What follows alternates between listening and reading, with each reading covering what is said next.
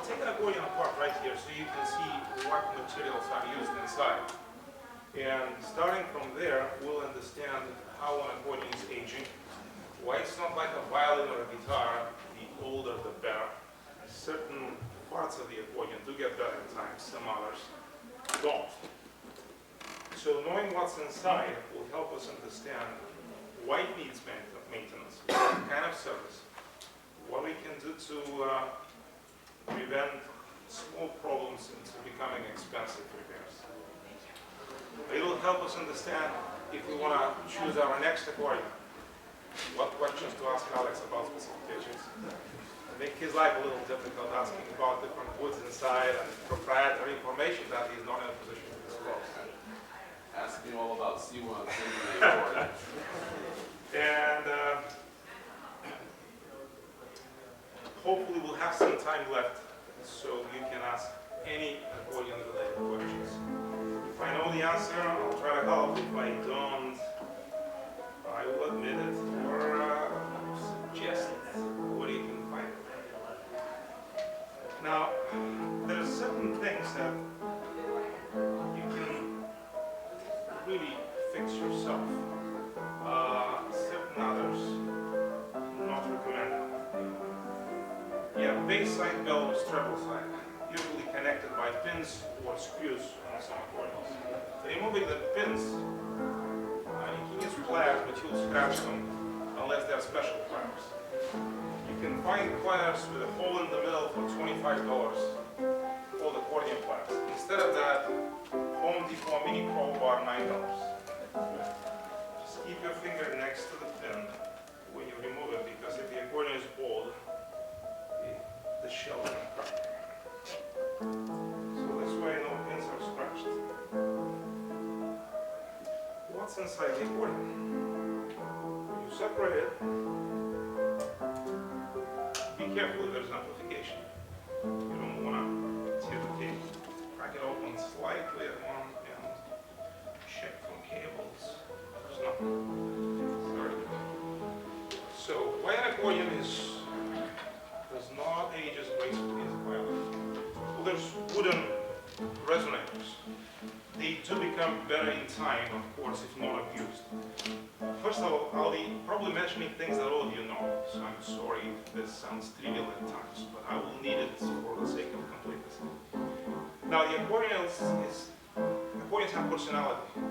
They're like human beings. The way we perceive them, the way we handle them. If you feel comfortable, the accordion will feel comfortable, which means it's too cold, not good. Too hot, too humid, not good. So in other words, basements, attics, car trunks, not good places for the accordion. Now, sometimes you might leave it next to the window, there's direct sunlight. So you might not think that's a problem, but actually the window can be like a lens, and the accordion can get too long. So living room, perfect place. If you use the accordion regularly, you don't even need to put it in the case every time. Cover it to prevent dust from entering the grill, the keys. You can buy a fancy cover, you can use towel, cotton, t-shirt, whatever. Now, what's inside the accordion?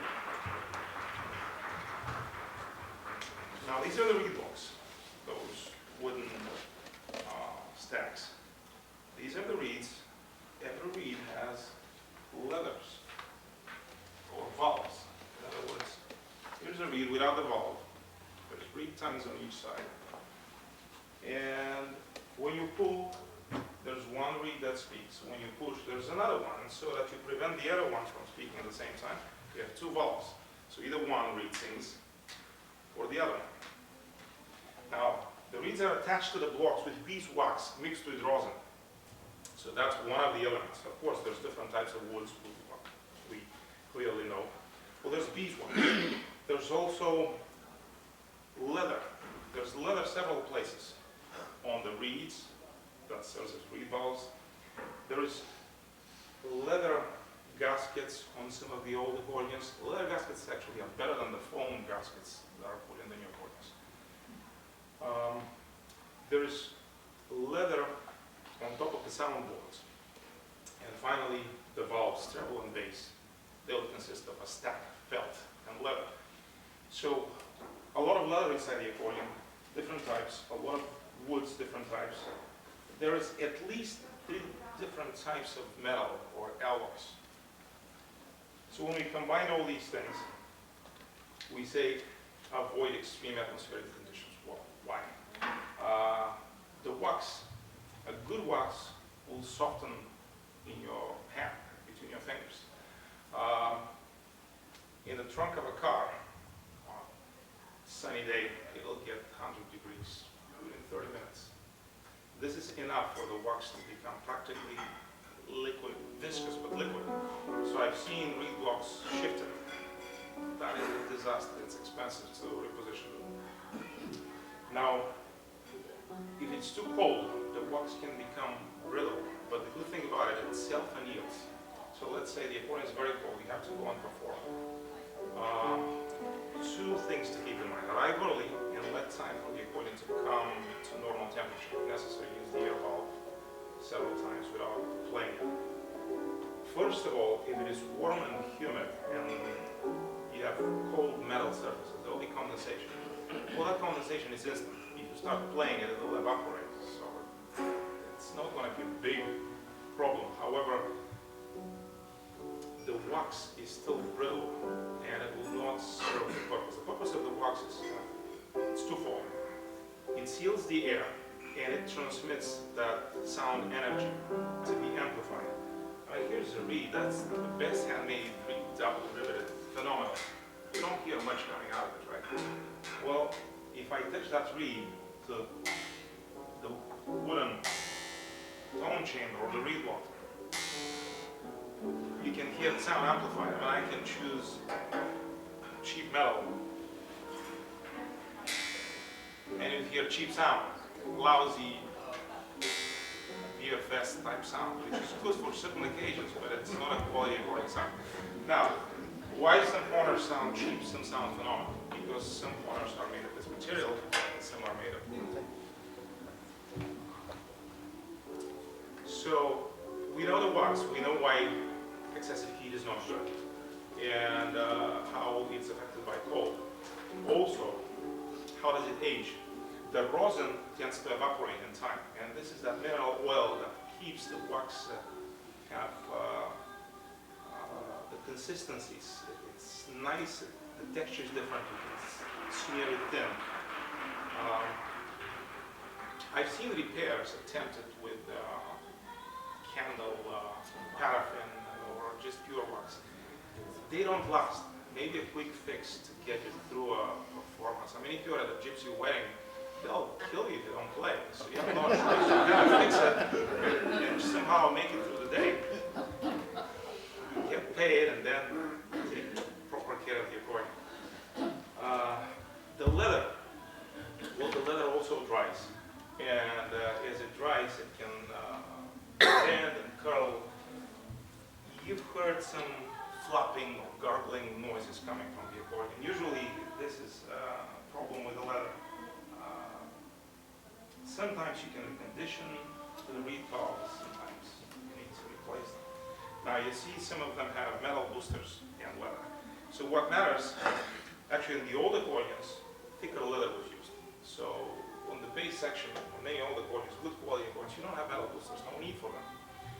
Today, it's difficult to get good quality leather. It's thinner, so that's why the boosters are more common. What matters is the flexibility, the tension of that complex, the booster and the leather.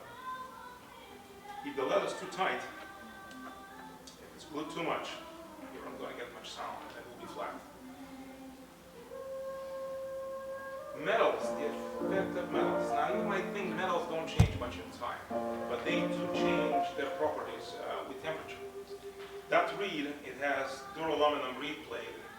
It's a steel alloy on the reed tongue.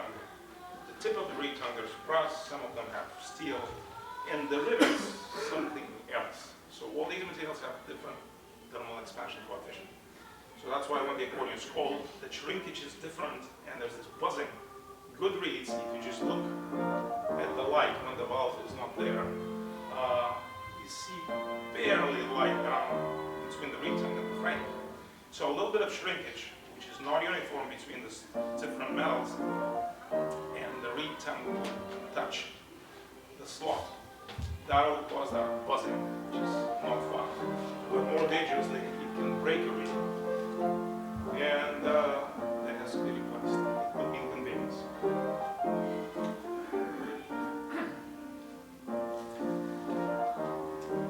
Now, how long does the wax last? It's maybe between 20 and 40 years. Now, if the accordion is made in the 50s, some of the best examples remain, those that are made in the United States. The Symphony Grand. These accordions, most of the time, I like to get them, I like to service them. I get often calls from professional musicians who say, well, this accordion is 28 pounds. Can you give me the same tone quality in 22-pound package? Well, it sounds like one of those. I have to relax them. Check, replace many of the leathers. Definitely to the keyboard because the felt compresses. So this is the toll of time, inevitable. And finally tune them and they're good. Now that we have the materials, I will come back to them when I try to describe why it really sound different.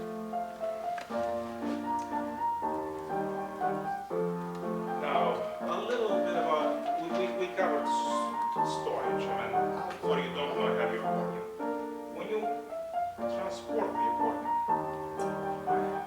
case right there in the back, which will help me illustrate that. Can we get a mic on you because we can't hear you back here? Oh yeah.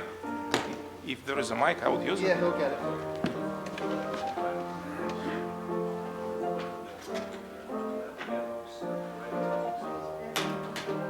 Thank you, Rick.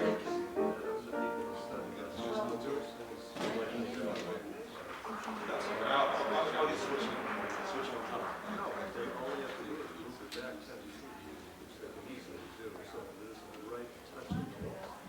Do you hear me better now? All right. When they play the piano, I'll use the microphone. Guenadiy, just for the sake, can you just repeat everything you said? Please. From which bar do I need to start? Hello. There's one on the corner.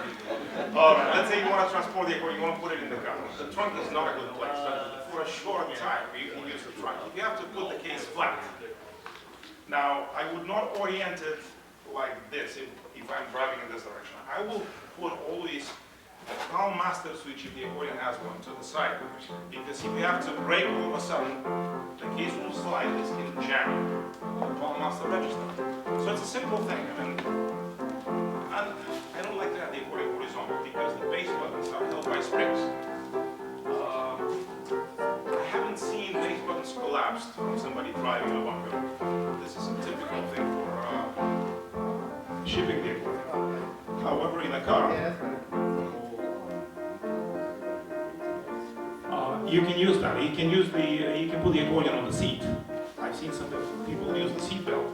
I like to put the instrument on the back seat, behind the passenger seat, in this position. Then I can bring the passenger seat back and lock the accordion. So it feels good when it sits on its feet. How do you store the accordion? If it is a non-chamber accordion, the best way to store it is on its feet. This will keep all the valves vertical. Now, if the accordion has a tone chamber like this one,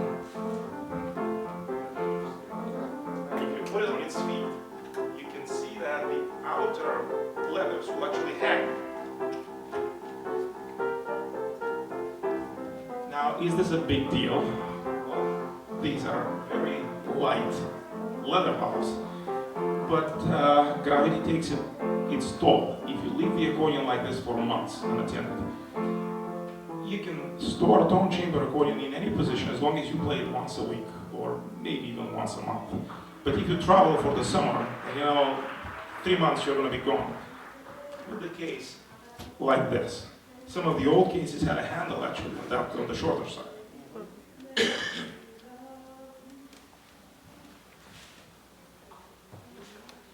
How do you clean the accordion and how to avoid actually getting problems? Technically, we don't want liquids directly sprayed on the accordion. Never acetone. Acetone dissolves the celluloid. So whatever you use, make sure there's no acetone, no paint thinners. You can use alcohol diluted with water. The best way to do that would be to apply it on a cotton or microfiber wrapper.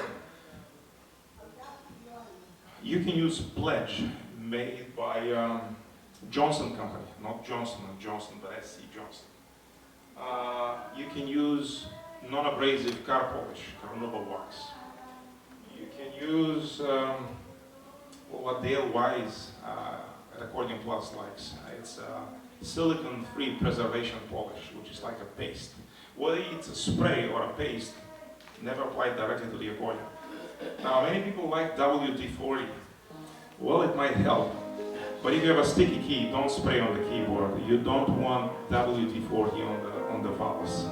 I mean, technically, if you do that, you're welcome. I'll treat you well. And I'll fix it, but you can prevent it. Could I ask you something about that? Yeah. My experience was that a fellow one time sprayed the bass mechanism with WD-40, and it does lubricate, but the trouble with that is that it also dust sticks to it, right? So if That is you're going to right. use something on the bass, what would you use on the bass machine Well- where it doesn't collect dust and stick like glue and spray it on? Most lubricants will collect some dust. The base is easy to lubricate because it's metal, usually metal to metal, or sometimes there's Teflon tubing. So you can either use Teflon lubricant, which is actually good on the keyboards. On the base, many Italian manufacturers use motor oil. Motor oil. It's really less than yes. Now, you don't apply it too liberally. It'll collect dust eventually. That's why you would service it like 10 years. It's not going to be that bad as long as you don't put something sticky. Grease is not good because it forms that mess. Typical problems, how to avoid them. You've seen raised keys on many accordions. As trivial it is, putting the accordion in the case often causes problems. You've got to choose to make it easy on your back or easy on the accordion case, hinges or the accordion itself. There's two schools. In Europe, people like to keep the case flat.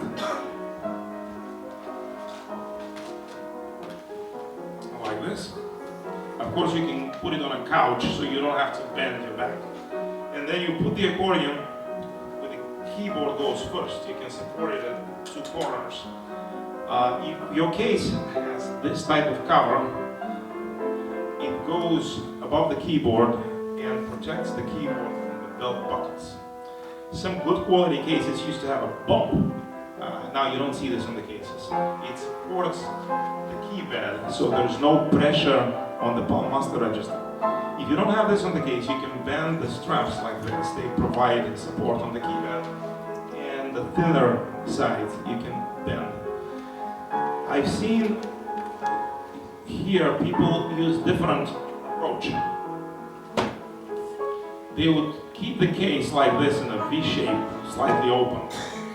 They would hold the accordion on the straps across the keyboard and would drop the accordion inside the case. This is dangerous. You can catch a key like that. So I don't use the case very often. The accordion that I play sits in the living room covered with a towel, but when I have to travel, I prefer to keep the case flat. Careful, support the accordion. One hand always on the body, the other might be on the strap. So this is how you avoid raising keys. Strapping the accordion to play, it's common that the right strap can come just across the lower part of the keyboard. Just before you release it on its way, make sure this is not the case.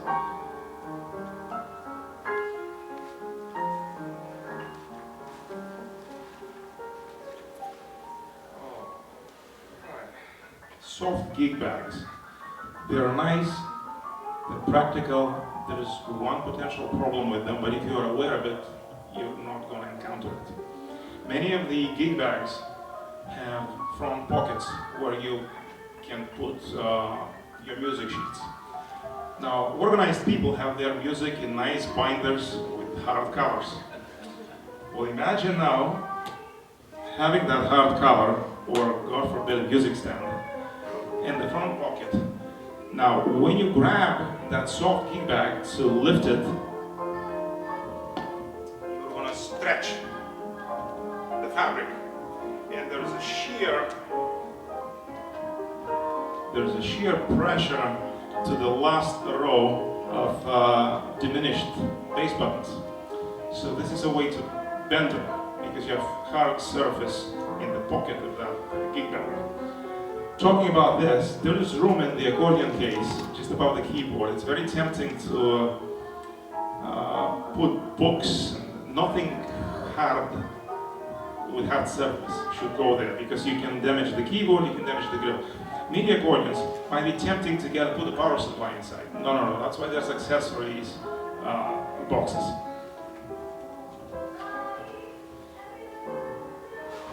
Going on the airplane. Many of you have to travel often and demand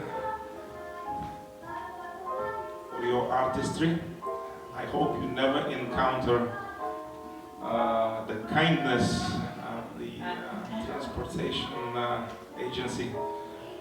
There's two ways. One is to bring the accordion inside the airplane. You can do this with a soft gig bag, but it might be a problem. You can bubble wrap it so they see what it is and just use the straps to carry it. It might go. You can separate it the way I've done right now. Every part is sure to fit in any of those cages on check-in, and you can bring it inside. Try to avoid checking in the accordion with its own case as luggage. You can purchase for like $300-400 a flight case, so maybe 3-4 inches of padding. It's still dangerous. You may want to consider shipping the accordion in advance if you know where you're going. When you pack it properly for shipping, it travels in cargo airplanes, so there's more space. It's not subjected to the same type of handling as on those conveyor belts with luggage, leather suitcases, etc.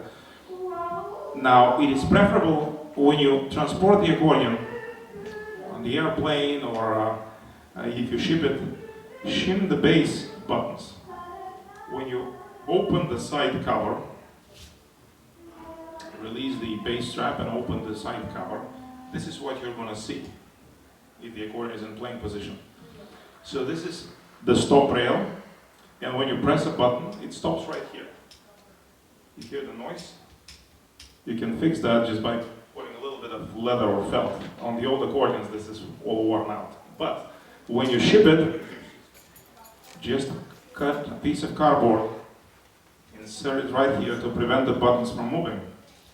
So this way, they will not collapse under the baseboard. Most encountered problem shipping accordions.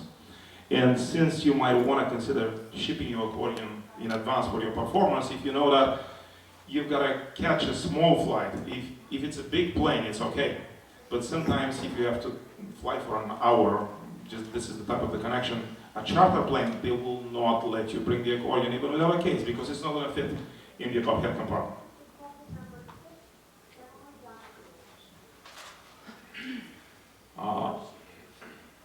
I will leave some business cards at the end, and on my website I will make available a link that I usually provide to people who receive accordions from me, whether repaired or they purchase accordions. So I'll make it public for a while after this event, so you can see how I pack, step by step with pictures. Now, some common problems.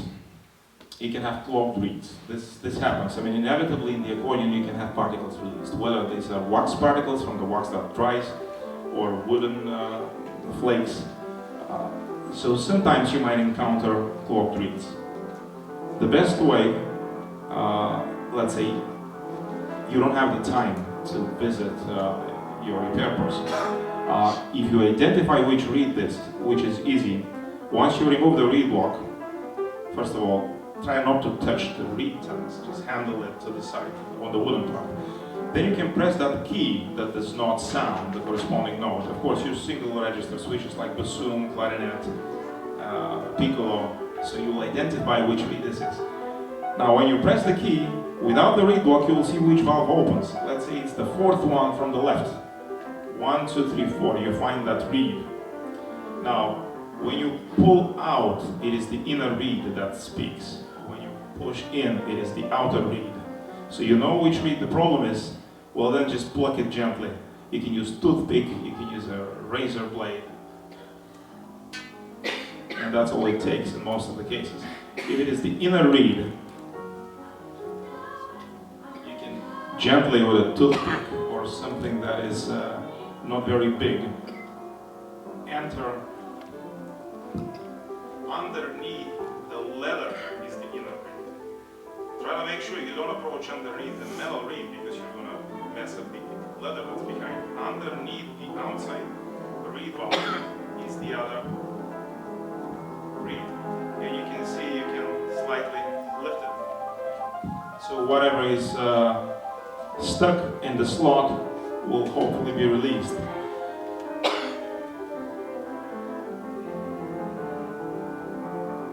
Stuck keys. Some accordions will play fine until it becomes too humid. I mean, in the winter they're okay. Everything's dry. We have the heat in the house. Now, accordions as they age, on the good old accordions, the key rods will go through the wooden foundation of the keys. And this is considered to be good compared to modern accordions that have brass brackets. Well, from the point of future service, the brass brackets have some advantage. You can easily correct for sideways movements. You will never have this much wobbling.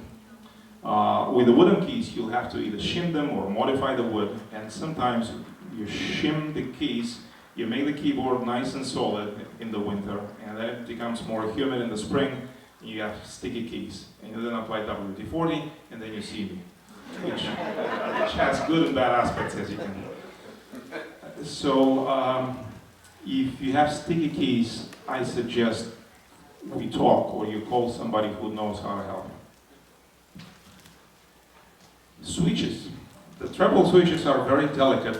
They're the automatic switches in modern accordions.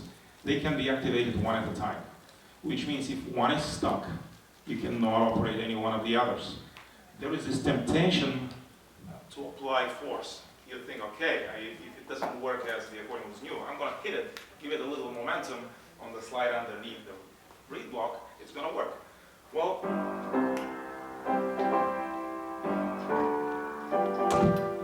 not really.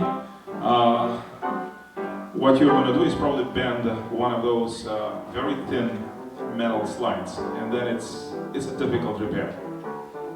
So everything should work nice and smooth. If it requires pressure, then it's a symptom of a problem, and if it is addressed, this could save time and negative energy. Leaks. Now, it's another inevitable aspect of the accordion aging. What Frank showed us, how to use efficiently the bellows, it is extremely useful if the compression of your accordion is not very good.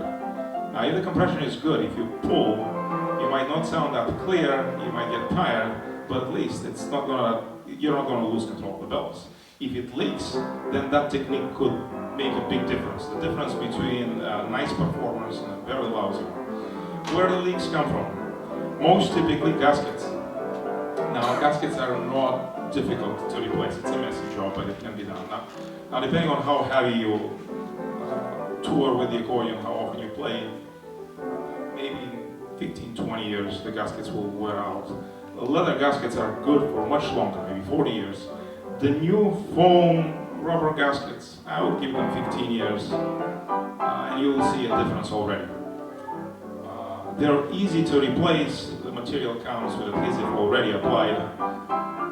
It's not a serious repair. It can improve a lot the way the accordion feels. Another sources of leaks that are more difficult to handle: treble valves, bass valves, if they shift or if the felt compresses, or sometimes a particle will settle underneath the valve and it'll just get stuck in the leather, so the valve never closes.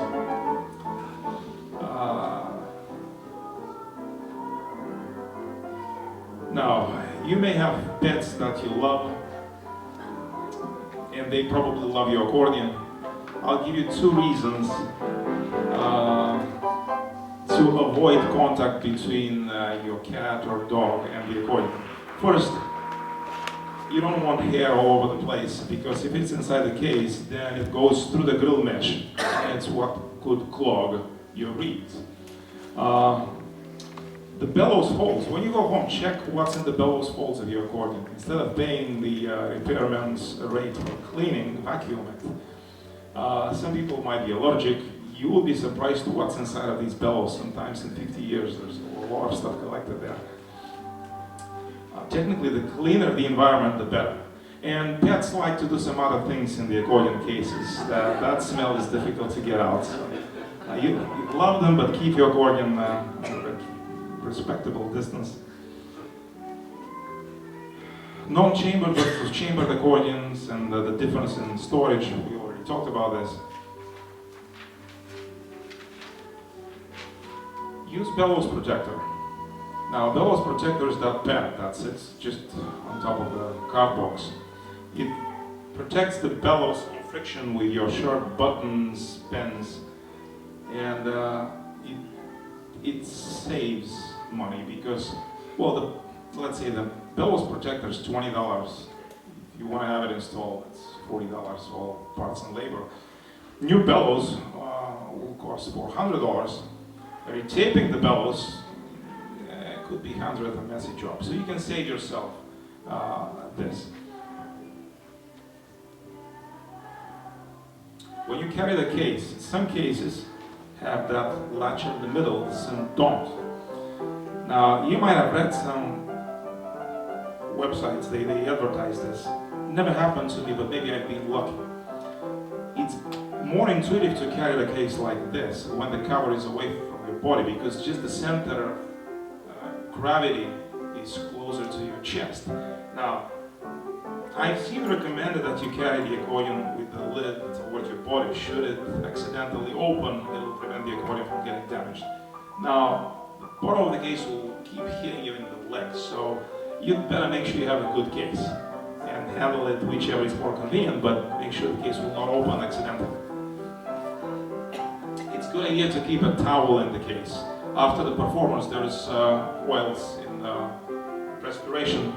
If your accordion has nice chrome-plated switches, you want to clean them because the source of corrosion is that sometimes trivial. Clean the keys, etc. Now we talked about the materials, how they affect the aging, why we need maintenance on the accordion. We talked about storage, transporting the instrument, cleaning. Can I suggest a maintenance schedule? When you buy a car, you get a book that says, well, change the oil every so often, change the timing belt every so often, spark plugs. Is there such thing for an accordion? Well, nobody put anything like this in a book. But it's probably not as difficult as on a car. Now, in general, every 2 to 5 years, it's recommended that you have your accordion checked, which does not mean anything expensive. Just make sure that it's clean inside. So you can do this yourself. Just disassemble it, carefully remove the reed blocks, vacuum it, or if you have pressurized air, carefully clean it from all these debris that get released from materials. This will prevent the reeds from getting clogged at the worst time. Then you will see if some leathers have started to bend, you can replace them before they start to flutter or flop. If the accordion is well tuned, that tuning will hold as long as this is not the factory tuning. The factory tuning never holds. The reason for that is unless the manufacturer can afford the luxury of keeping the accordion being played for at least 6 months, then tuned again and sold. Nobody does this. So they tune them well, hopefully. What happens is you play the accordion, you've heard of the process of breaking in the reeds. It's not only the reeds, you break in the valves, especially the leather. Many new accordions come with mylar or plastic valves or leather and plastic combination. Good and bad. Good things, plastic is almost eternal. It does not decay, it remains the same. Bad, it is too smooth the surface, and the modern reed plates are highly polished, so the plastic tends to adhere to the reed plate, especially if there's humidity. It traps moisture, and we saw this on Dante's accordion yesterday. So if you have one of those new accordions, play them. Don't leave them for like many months, because then they'll sound like this, and you'll have to go and lift manually every lever. Now, many good quality accordions have these valves, and this does not diminish the quality of the instrument. It is just certain things that you need to be aware of when you have these valves. When you have the leathers, you can control the sound slightly differently. I mean, if you want to go into those subtle effects of pitch bending, the leather will respond different. I tend to be conservative and maniac when it comes to how accordions are built. I like these walks. I don't like the French way of attaching the reeds, even though it's more convenient for a repairman to remove the reeds to adjust the inner reed, but still, wax remains the best.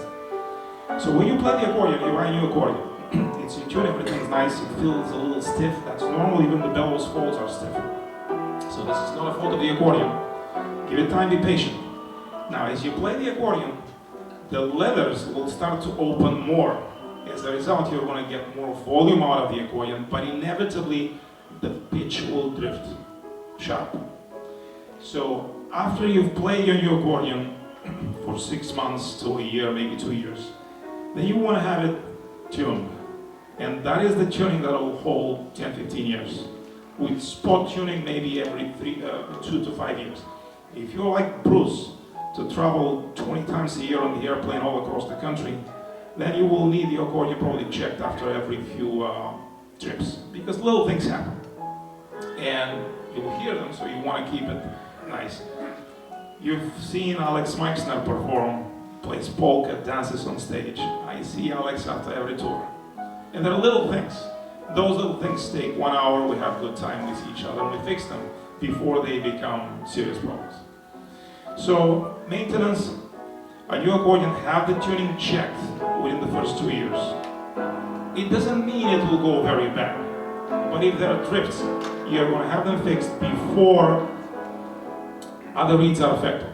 I mean, there's resonances in the accordion. When it's well tuned, you can play the right hand and you can hear sympathetic vibrations from the bass reeds and vice versa. It's a beautiful experience. If a reed drifts too much out of tune, it will pull the same note from the other reed sets or even higher harmonics. It's this strange, that's how I call it, it's an energy pulling, because the reeds try to find resonance when they play together, so other reeds will drift out of tune. Now keep your accordion nicely tuned based on what you hear. Don't just go nuts about it, it's not a clock.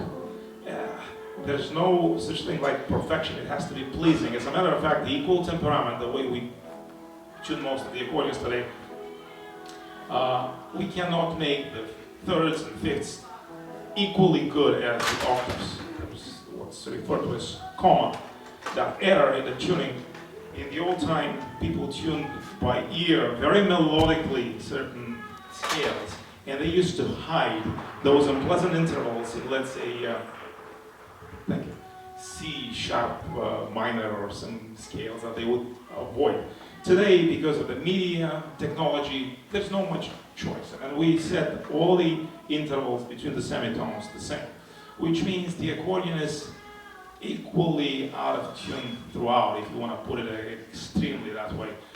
We hear these things more toward the high end because our sensitivity to the tuning of two reeds is logarithmic with frequency. So it's very difficult if you have piccolo reeds to play chords in the last octave. It will not sound good. So, in other words, when you play your accordion, if you like what you hear, if it sounds good in chords left and right, it's okay. If it bothers you on particular sour notes and you tend to avoid them, then it's time to have this fixed. There's no such thing like oil change. So in other words, I cannot tell you change the gaskets every 5 or 10 years, right? So the gaskets, you'll know when they leak. Sometimes you can just brush them a little, clean them, and they will seal nicely. Guenadiy, could I ask you something about leaking accordions? I have a leak on my sonar, nobody can find it. But the felt that on the feet of the pallets, that open and close the reed hole, they compress after a while, right? Oh, definitely, yes. So even if it looks like it's perfect, there may be slight, it's not enough to make the reeds vibrate, but enough to cause leakage of air, right? That's the second source from the So bottom. how often, I mean, my accordion's a 1960 model, so, but it was like brand new when I bought it in 93. There's two types of valves, generally. The good valves consist of felt and leather. Now, felt you can recondition, leather you can recondition.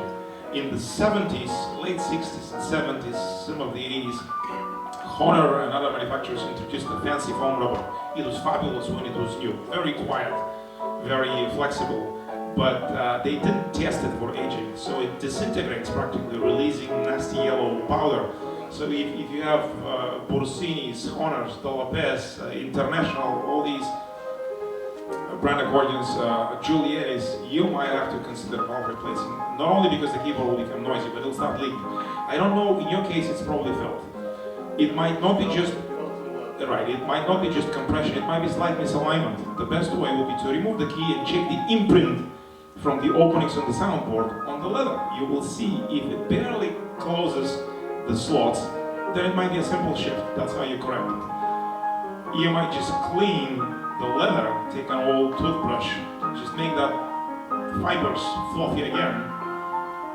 If you really need to seal it, you've got to check the pressure on it. And there's a way to measure the pressure on every valve. But you wouldn't necessarily replace all. Oh, no. Chances are it can be fixed.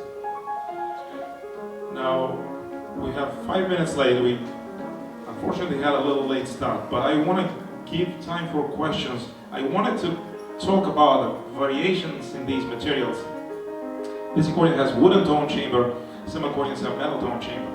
Now, it's not a matter of being better or worse.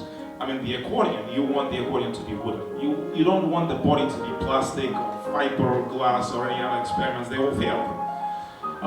But the tone chamber could be metal, could be different type of woods, could be a combination of wood and metal, could have some other materials inside. Now, if you want deep, dark, jazzy sound, you want to have mahogany tone chamber. You're going to get a lot of pleasure from it. If you like sparkling, crisp sound, you can have a tone chamber from maple or spruce or metal. Now, modern Borsini accordions, they sound very brassy, they sound very happy. Well, they have metal tone chamber. And when you compare it to Scandali or the Borsinis made in the 80s, or Sonoras or this Sano, they have deeper, thicker tone chamber sound. So it's a matter of personal preference and the music that you play. It's difficult to find one accordion that will cover it all, but for jazz, I would recommend wooden chamber. The geometry almost nobody thinks about, but you know how lasers work, probably you do. I mean, the length of that cavity have to be very precisely calculated, otherwise you don't get the effect of resonant lasing, as we call it. Now, since the wavelengths here are much longer, we don't have that tight tolerance, but you can try lousy reeds in a good accordion that is well calculated to enhance the sound vibrations in that particular spectral range. Those reeds will sound good. If you get a lousy accordion, you might put the best reeds inside, you're going to be disappointed. So materials, geometry, remember that experiment with the reed. When you enhance the sound with metal, it gets brassy. I mean, this is cheap, so it's lousy, but you can get good quality sound. Actually, I like the way metal wood combination works. You can find it on the old Scandali Super 6 accordions. The metal will not change its properties, but the wood will give you more mellow and mellow sound. So the buzz remains from the metal, the wood will contribute the low frequencies. You can try different types of reeds. You can see the effect in new accordions. Pincher reeds, very focused, need very little air to play. Beautiful on new accordions. Reeds in the old accordions, they took years to break in, but they have thicker reed time. They produce this thick sound. Sabatini reeds, more overtones than Vinci reeds. If you're about power, go with Vinci. If you like tonal color, try Sabatini. Stuff like this. Any questions?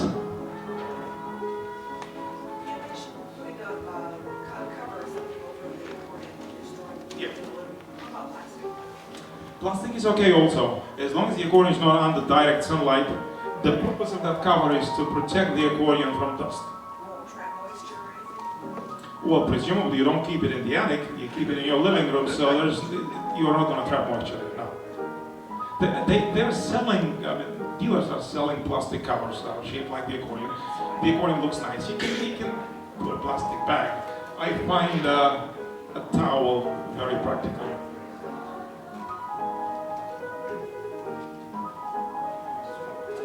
All right, thank you all for the patience. I'll leave some business cards if you want to check out what's